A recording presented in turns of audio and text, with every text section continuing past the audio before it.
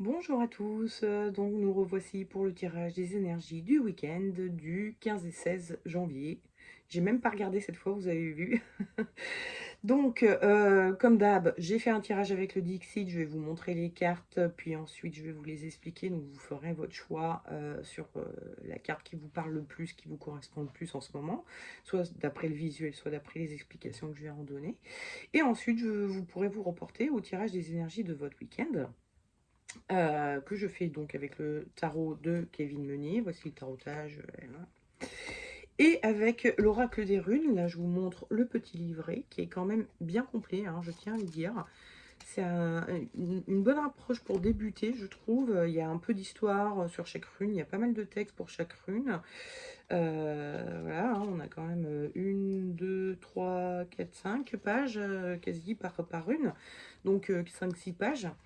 Donc il est assez complet et assez sympa ce livret par rapport à d'autres jeux que j'ai pu voir ou voir en vidéo pour les gens qui les présentent.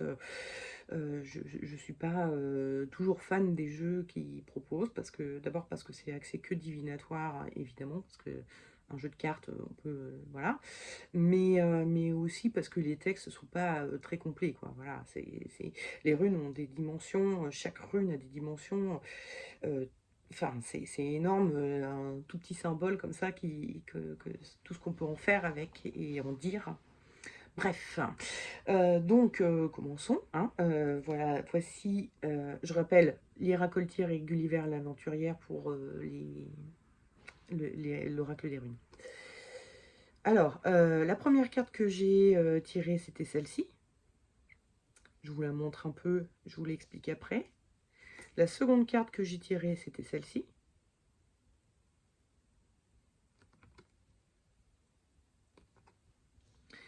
Et la troisième, c'est celle-ci.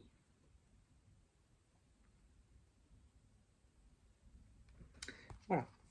Donc, la première carte, nous voyons qu'il y a un très grand mur, hein. Et là, en bas, il y a un petit soupirail. On voit de l'autre côté du mur. Donc, on sait ce qu'il y a de l'autre côté. Mais c'est pas franchissable, hein, il y a des barreaux. Donc, que fait cette petite fille? Elle grimpe à son échelle et elle est à deux doigts d'atteindre cette fenêtre. Il lui manque encore un barreau à grimper pour pouvoir passer de l'autre côté du mur à travers la fenêtre. Donc ça me fait vraiment penser au fait qu'on a un objectif et qu'on est à ça de l'atteindre, en fait. Il y a vraiment une notion de on est presque arrivé, hein. Donc si vous vous sentez presque arrivé, cette carte est pour vous. Ensuite, cette carte-ci, donc on a l'impression d'être dans un grenier, hein, c'est la forme un peu toit cathédrale là, et il y a des statues qui sont recouvertes d'un voile. Mais il y a la lumière qui arrive par ici, il y a des bougies tout autour qui font qu'on commence à voir une transparence à travers les voiles et on commence à deviner, déjà on voit bien leurs yeux, hein. Il y a ce personnage-là qui est un peu flippant d'ailleurs, qui peut faire penser au squelette dans les placards. Et puis on voit un peu, on commence à deviner les formes des statues à travers les voiles grâce à cette luminosité qui est en train d'arriver. Donc moi, ça me fait vraiment penser qu'il y a un secret ou quelque chose, une notion, hein, qui commence à se dévoiler à vous. Donc si vous vous sentez dans cet état d'esprit, un peu en train de découvrir quelque chose qui vous était complètement inconnu avant ou qui vous était caché, voilà, la carte est pour vous. Et enfin, la dernière carte. Donc, nous avons un certain nombre de petits personnages, comme ça, ce sont des enfants, et qui sont... Alors, il y a celui-ci qui est en train d'attraper, je ne sais pas si vous voyez, il y a des lunes, hein, moi j'appelle ça des lunes, hein, j'y vois des lunes, mais ça peut être des ballons. Il est en train d'en attraper un et il va faire comme ses copains, hein, la lancer en l'air. Et on voit que en lançant cette lune, on se sent transporté. Donc moi, ça me fait penser au fait d'avoir un projet, quelque chose en tout cas, qu'on a envie de suivre et qui nous transporte, qui nous rend très léger, très joyeux. Voilà. Donc, maintenant, passons au tirage des énergies de votre week-end, en commençant par ceux qui auraient choisi cette carte-ci, hein. Donc, vous êtes à deux doigts de réaliser votre objectif. Et en énergie de votre week-end, j'ai tiré le pape.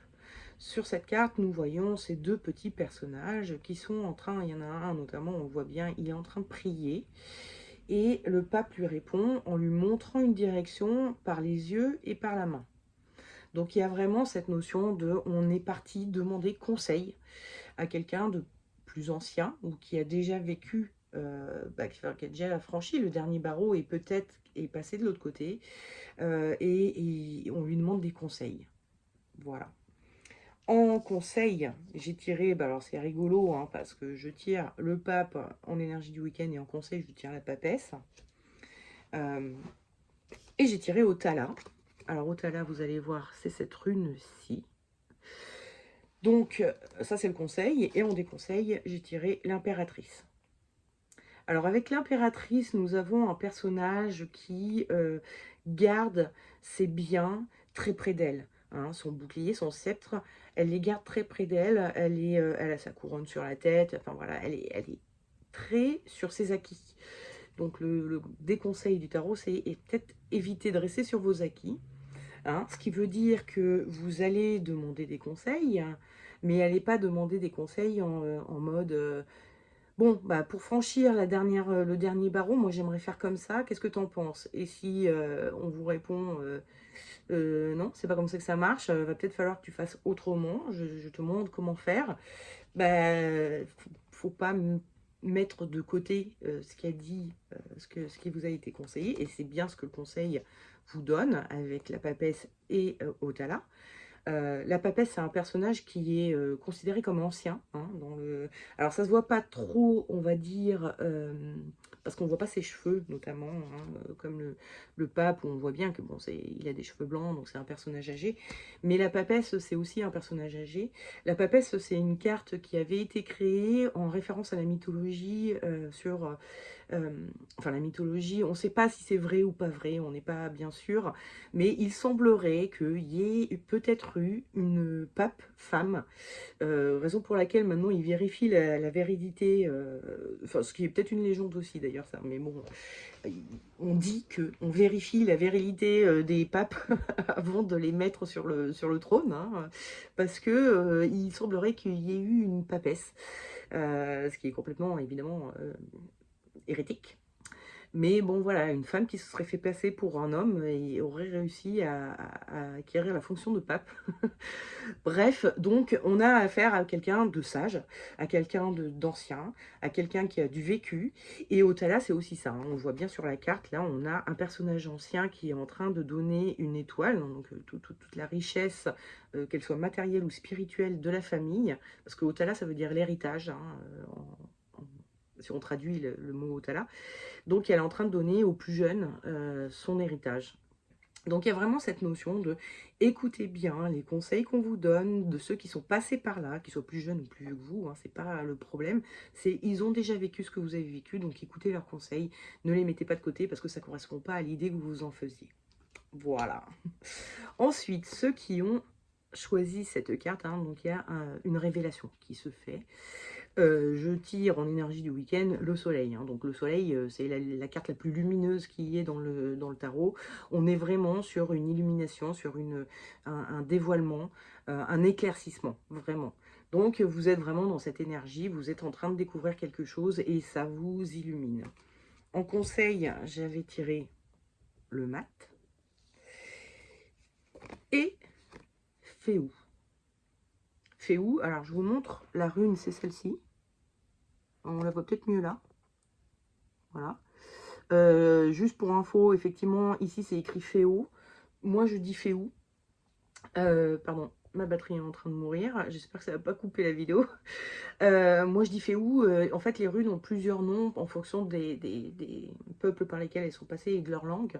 Lyra Coltire, elle préfère Féo. Moi je préfère Féou. Voilà, donc vous étonnez pas si je dis pas tout à fait le mot qui est écrit, c'est normal. Donc voici le conseil. Et on déconseille le battleur. Alors, déjà, Féou, c'est la première rune du jeu. Et le mat, c'est aussi la première rune, même si elle n'a pas de numéro. C'est la numéro 0, entre guillemets. C'est pas la première rune, n'importe quoi. C'est la première carte du jeu de tarot. Le 1, c'est lui. Donc on est vraiment sur des débuts, des commencements, enfin voilà, il y a quelque chose de nouveau, hein, vraiment, avec cette histoire. On voit bien que là, vous êtes en train de découvrir quelque chose dont vous n'aviez absolument pas connaissance avant. Mais avec le battleur, on a un personnage qui est en train de réfléchir avant d'agir. Il essaye de réfléchir, de bien se rappeler ce qu'il doit faire, de comprendre ce qu'il doit faire. Donc il y a vraiment cette notion de réflexion qui est très forte avec le battleur et qui est un frein à l'action. Parce que tant qu'on n'a pas fini de comprendre ce qu'on est en train de faire, on ne peut pas agir. Sauf que le tarot, lui, il vous conseille de plutôt être dans l'énergie du mat et donc de Féou, qui sont des personnages beaucoup plus vifs, qui sont en action. Hein. Féou, c'est une rune de début, de commencement, mais aussi du coup d'action, tout comme le mat. On voit bien que le mat est en pleine action. Mais il y a aussi une notion un petit peu d'instinct avec ces deux cartes, que le mat est en train de suivre quelque chose qu'on ne voit même pas et qui est... enfin moi j'imagine toujours que c'est une étoile, c'est un projet, c'est un instinct qu'il est en train de suivre, un appel intérieur. Et avec Féou, on a la part active avec cet œil noir qui nous regarde de face et le feu qui sont des notions d'action, voilà, d'agissement. Et l'autre part, où son œil est aveugle, et il tient une branche de frêne. Donc dans certaines mythologies nordiques, on considère que l'Yggdrasil, l'arbre des mondes, est un frêne. Et donc l'Yggdrasil, pour vous expliquer rapidement, hein, dans les branches, il y a le monde d'en haut, le tronc, c'est le monde du milieu, et les racines, c'est le monde d'en bas, donc le monde des morts, le monde des êtres célestes, des dieux, et le monde du milieu, qui est le monde des êtres vivants, animaux et humains, hein, notamment. Et donc, grâce à cette branche de frêne, on peut un peu communiquer avec tous ces mondes-là. Donc il y a vraiment cette notion de on ne reste pas bloqué à essayer de comprendre ce qu'on est en train de faire et ce qui se passe. On agit et on suit son instinct et la compréhension viendra ensuite. Voilà. Et enfin, ceux qui ont choisi cette carte, donc il y a un projet qui vous transporte ou quelque chose qui vous transporte. En énergie du week-end, j'ai tiré la force. Donc la force, c'est un personnage, donc une dompteuse de lion, qui a un grand savoir-faire et qui est en train de se mettre en action tout de suite. C'est un personnage très actif, elle ouvre la gueule du lion. Donc on est loin de l'oisiveté. Il y a vraiment besoin et envie de se mettre en route et en action pour ce projet qui nous transporte. Hein. C'est un peu ce qui arrive à chaque fois qu'on est galvanisé par un projet qui nous vient. On est super actif, hein, au moins dans les débuts. En conseil, j'ai tiré la lune et de nouveau Féou. Et en déconseil, j'ai tiré le soleil. Alors, on a deux astres qui rentrent dans le cadre de l'astrologie et de l'astrologie magique en particulier. Et à chaque astre est associé un métal. Par exemple, Saturne, c'est le plomb, Mars, c'est le fer, etc., etc. Et avec le soleil, on a l'or. Et avec la lune, on a l'argent. Et avec Féou, Féou, ça veut dire bétail, qui représente les richesses. Hein. Au Moyen-Âge, le fait d'avoir du bétail était une richesse, c'était une assurance d'avoir à manger. Mais si on en avait beaucoup, on pouvait aussi le vendre pour récupérer de l'argent, pour acheter d'autres choses. Donc il y a vraiment cette notion d'argent qui me vient, là, avec ce tirage. Vous avez un projet et il nécessite de l'argent. Sauf que ça vous dit des conseils. Ne comptez pas sur de l'argent qu'on va vous donner, parce que, voilà, là, on a vraiment quelque chose de très solidaire. Il y a l'or qui est donné de l'un à l'autre. Voilà, bon. Avec la lune, on a plutôt une notion plus antagonique. Hein. On a deux personnages qui se font face et qui sont plutôt en négociation. Donc, je pense que si vous avez besoin d'argent, il ne faut pas compter sur un don qui vous viendrait de je ne sais où, mais sur un prêt. Qu'il va falloir rembourser, voire avec intérêt, parce que voilà, c'est ça. Il va falloir aller voir une banque, a priori, ou quelqu'un qui aurait de l'argent, mais à qui vous devez rembourser l'argent. Voilà, bon, il me reste 20 secondes pour vous dire au revoir. Donc, je vous souhaite un excellent week-end et une excellente semaine. Et je vous dis à vendredi prochain pour le tirage des énergies du prochain week-end. Voilà. Ciao. Ciao, ciao.